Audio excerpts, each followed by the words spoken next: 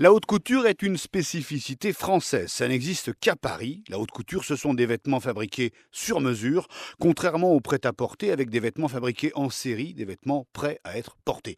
Les défilés de haute couture se déroulent 2 fois par an dans la capitale, en janvier pour les défilés printemps-été et en juillet pour les défilés automne-hiver. Pour pouvoir défiler, il y a des conditions très précises définies dans un décret qui date de 1945.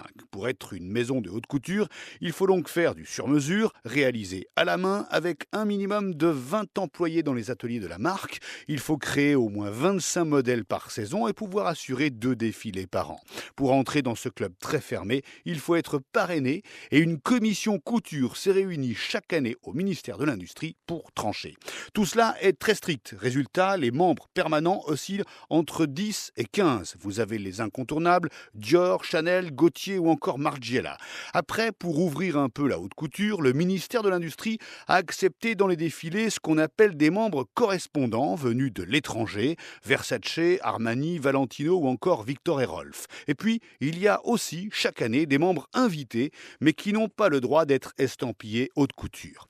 Alors combien coûtent les pièces de haute couture? C'est très variable, mais la fourchette qui est souvent donnée, c'est plusieurs dizaines de milliers d'euros. Car on l'a vu, tout est fabriqué par des petites mains, des personnes très qualifiées, et puis ce sont des pièces uniques. De plus, les maisons de haute couture sont approvisionnées en perles, en broderies ou en plumes par des ateliers artisanaux où travaillent là aussi des dizaines de petites mains. Sans surprise, les clientes de la haute couture sont rares, quelques centaines dans le monde, et leur identité est top secret, les marques ne disent rien.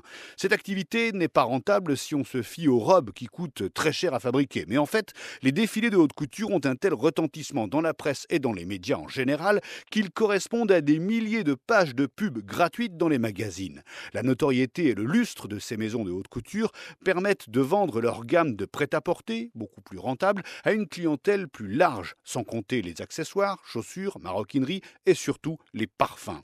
Jean-Paul Gaultier a arrêté le prêt-à-porter qui rapporte et a décidé de se dédier uniquement à la haute couture qui, on l'a vu, est très coûteuse. Une décision étonnante. En général, c'est l'inverse qui se passe. Mais attention, Gaultier conserve une activité très rentable, ses parfums.